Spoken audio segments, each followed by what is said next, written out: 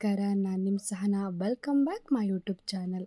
ಮದುವೆ ಸಮಾರಂಭಗಳಲ್ಲಿ, ಹಬ್ಬಗಳಲ್ಲಿ ಕಂಪಲ್ಸರಿಯಾಗಿ ನಮ್ಮ ಊಟದ ಜೊತೆ ಅಂದರೆ ನಮ್ಮ ಎಲೆಯಲ್ಲಿ ಇದಿಲ್ಲದೆ ಕಂಪ್ಲೀಟ್ ಆಗೋದೇ ಇಲ್ಲ ಅನ್ನುವಂತಹ ಒಂದು ಡಿಶ್ ಅಂತ ಅಂದರೆ ಅದು ಉಪ್ಪಿನಕಾಯಿ. ಊಟದ ಜೊತೆ ಯಾವಾಗಲೂ ಉಪ್ಪಿನಕಾಯಿ ಇದ್ದರೆ ಆ ಊಟದ ರುಚಿನೇ ಬೇರೆ ಅನ್ನೋ ಹಾಗೆ ಇವತ್ತಿನ ವಿಡಿಯೋದಲ್ಲಿ ನಾನು ನಿಮಗೆ ಅಂಥದ್ದೇ ಒಂದು ರುಚಿಕರವಾದಂಥ ಒಂದು ಉಪ್ಪಿನಕಾಯಿ ರೆಸಿಪಿನ ನಾನು ನಿಮಗೆ ತೋರಿಸ್ತಾ ಇದ್ದೀನಿ. ಇವತ್ತು ನಾನಿಲ್ಲಿ ಮಾಡ್ತಿರುವಂತಹ ಉಪ್ಪಿನಕಾಯಿ ಬಂದು ಗಿಣ್ ಮಾವಿನಕಾಯಿನ ಉಪ್ಪಿನಕಾಯಿ. ತುಂಬಾ ರುಚಿಕರವಾಗಿರುವಂತಹ ಈ ಒಂದು ಉಪ್ಪಿನಕಾಯಿ ರೆಸಿಪಿನ ನೀವೆಲ್ಲರೂ ಕೂಡ ಟ್ರೈ ಮಾಡಲೇಬೇಕು.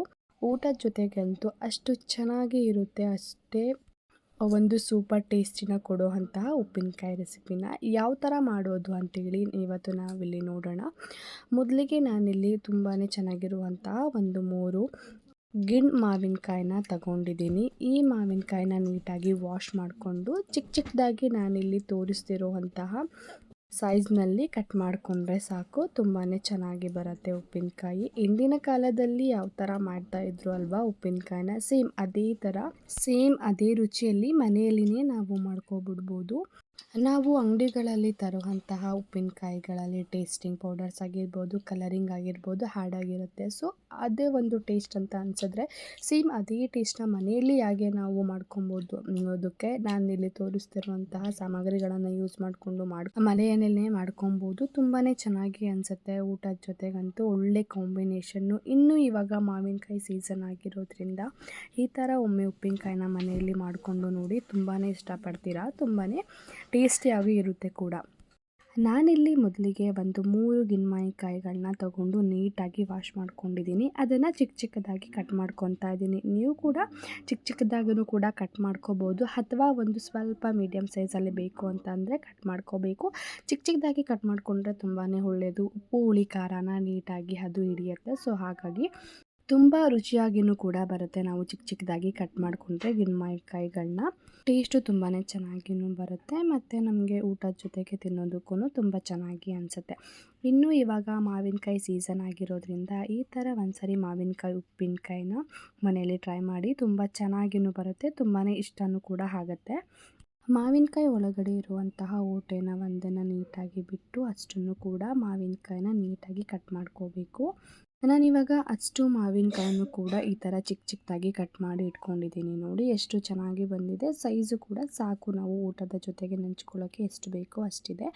ನೆಕ್ಸ್ಟು ನಾನಿಲ್ಲಿ ಏನೆಲ್ಲ ಬೇಕು ಅಂತ ಹೇಳಿ ತೋರಿಸ್ತಾ ಇದ್ದೀನಿ. ನಾನು ಒಂದು 10ರಿಂದ 12 ಬ್ಯಾಡಗಿ ಮೆಣಸಿನ್ಕಾಯಿನ ತೊಗೊಂಡಿದ್ದೀನಿ. 2 ಗೆಡ್ಡೆ ನಾನಿಲ್ಲಿ ಬೆಳ್ಳುಳ್ಳಿ ಮತ್ತು 4 ಸ್ಪೂನು ಜೀರಿಗೆ, 4 ಸ್ಪೂನು ಸಾಸಿವೆ ಮತ್ತು ಉಪ್ಪು, ಒಂದು ಸ್ವಲ್ಪ ಹಿಂಗು ತೊಗೊಂಡಿದ್ದೀನಿ ಮತ್ತು ಒಂದು ಸ್ವಲ್ಪ ನಾನಿಲ್ಲಿ ಕಾಳುಮೆಣಸು ತೊಗೊಂಡಿದ್ದೀನಿ ಮತ್ತು ಮೆಂತ್ಯಕಾಳನ್ನ ತೊಗೊಂಡಿದ್ದೀನಿ. ಮೆಂತ್ಯಕಾಳು ಮತ್ತು ಕಾಳು ಮೆಣಸನ್ನು ನಾನಿಲ್ಲಿ ಒಂದು 15 ತೊಗೊಂಡಿದ್ದೀನಿ ಅಷ್ಟೇ. ತುಂಬ ಕಮ್ಮಿ ಕ್ವಾಂಟಿಟಿಯಲ್ಲಿ ತೊಗೊಂಡಿದ್ದೀನಿ. ಇಷ್ಟು ನಮಗೆ ಮಾವಿನಕಾಯಿ ಉಪ್ಪಿನಕಾಯಿ ಮಾಡೋದಕ್ಕೆ ಬೇಕಾಗಿರುವಂತಹ ಸಾಮಗ್ರಿಗಳು.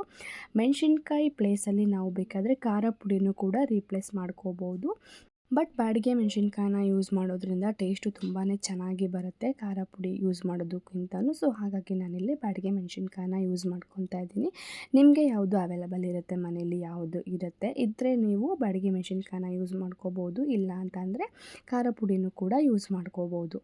ನೆಕ್ಸ್ಟು ನಾನಿಲ್ಲಿ ಒಂದು ಜಾರನ್ನ ತೊಗೊಂಡು ಅದಕ್ಕೆ ಮೆಣಸಿನ್ಕಾಯಿ ಹಾಗೆ ಬೆಳ್ಳುಳ್ಳಿನ ನಾನಿಲ್ಲಿ ಸೇರಿಸ್ಕೋತಾ ಇದ್ದೀನಿ. ಆವಾಗ ನಾನೆಲ್ಲ ತೋರಿಸ್ದೆ ಅಲ್ವಾ, ಮೆಣಸಿನ್ಕಾಯಿ, ಬೆಳ್ಳುಳ್ಳಿ, ಜೀರಿಗೆ, ಸ್ವಲ್ಪ ಸಾಸಿವೆನ ನಾನಿಲ್ಲಿ ಅರ್ಧದಷ್ಟು ನಾನಿಲ್ಲಿ ಗ್ರೈಂಡ್ ಮಾಡ್ಕೊಳ್ಳೋದಕ್ಕೆ ಹಾಕ್ಕೊತಾ ಇದ್ದೀನಿ. ಹಾಗೆ ಉಪ್ಪನ್ನು ಕೂಡ ಸೇರಿಸ್ಕೋತಾ ಇದ್ದೀನಿ. ಹಾಗೆ ಇಂಗುನ ಬಿಟ್ಟು ಮೆಂತೆ ಮತ್ತು ಕಾಳುಮೆಣಸು ಇಷ್ಟನ್ನು ಕೂಡ ನಾನಿಲ್ಲಿ ಜಾರ್ಗೆ ಹಾಕೋತಾ ಇದ್ದೀನಿ. ಸಾಸಿವೆನ ಆಗಲೇ ಹೇಳ್ದಾಗೆ ನಾನಿಲ್ಲಿ ಒಂದು ಅರ್ಧನ ಎತ್ತಿಟ್ಕೊತಾ ಇದ್ದೀನಿ, ಅರ್ಧನ ಮಾತ್ರ ನಾನಿಲ್ಲಿ ಗ್ರೈಂಡ್ ಮಾಡ್ಕೊಳ್ಳೋದಕ್ಕೆ ಹಾಕೋತಾ ಇದ್ದೀನಿ. ಇಷ್ಟನ್ನು ಹಾಕ್ಕೊಂಡು ಕೂಡ ನೀಟಾಗಿ ನಾನಿಲ್ಲಿ ಗ್ರೈಂಡ್ ಮಾಡ್ಕೋತಾ ಇದ್ದೀನಿ.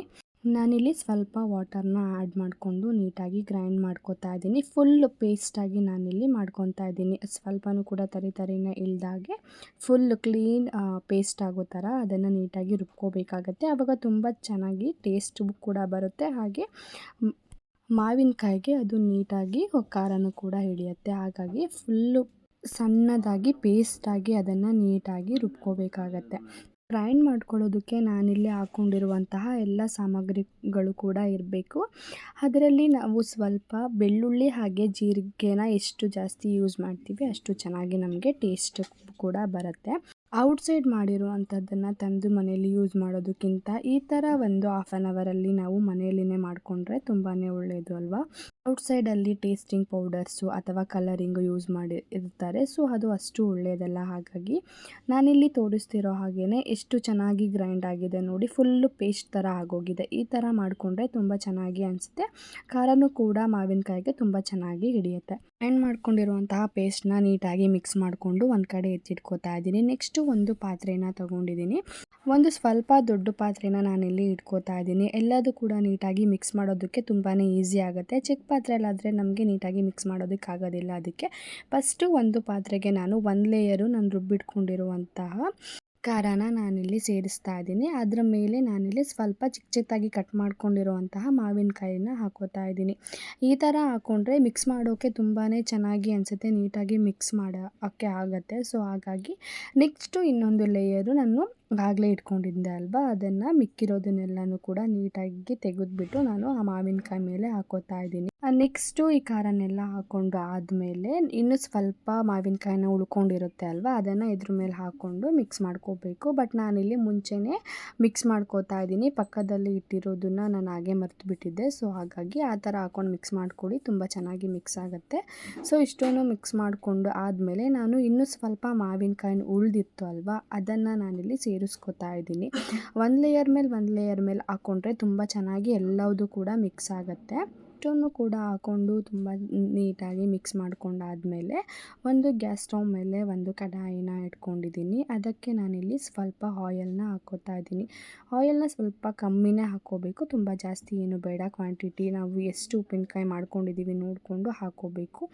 ಆಯಿಲ್ ಸ್ವಲ್ಪ ಬಿಸಿ ಆದಮೇಲೆ ಆವಾಗಲೇ ನಾನು ಸ್ವಲ್ಪ ಎತ್ತಿಟ್ಕೊಂಡಿದ್ದೆ ಅಲ್ವಾ, ಒಂದು ಅರ್ಧದಷ್ಟು ಸಾಸಿವೆನ, ಅದನ್ನು ನಾನಿವಾಗ ಎಣ್ಣೆಯಲ್ಲಿ ಹಾಕೋತಾ ಇದ್ದೀನಿ. ಎಣ್ಣೆಯಲ್ಲಿ ನೀಟಾಗಿ ಒಂದು 2 ಮಿನಿಟ್ಸ್ ಅದನ್ನು ಫ್ರೈ ಮಾಡಿಕೊಂಡು ಹಾಗೆ ಹಿಂಗೂ ಕೂಡ ಹಾಕ್ಕೊಂಡು ನಾನಿಲ್ಲಿ ಎಣ್ಣೆಗೆ ಸೇರಿಸ್ಕೋತಾ ಇದ್ದೀನಿ. ಇಷ್ಟನ್ನು ಕೂಡ ಒಂದು 2 ಮಿನಿಟ್ಸ್ ನೀಟಾಗಿ ಪ್ಯಾನಲ್ಲಿ ನಾನು ಫ್ರೈ ಮಾಡ್ಕೋತಾ ಇದ್ದೀನಿ. ಅದಷ್ಟು ಕೂಡ ಎಣ್ಣೆಯಲ್ಲಿ ಫ್ರೈ ಆದಮೇಲೆ ನಾನು ಆವಾಗಲೇ ಕಲಸಿಟ್ಟಿರುವಂತಹ ಉಪ್ಪಿನಕಾಯಿಗೆ ಅದನ್ನು ಸೇರಿಸ್ಕೊಂಡು ನೀಟಾಗಿ ಮಿಕ್ಸ್ ಮಾಡ್ಕೋಬೇಕು.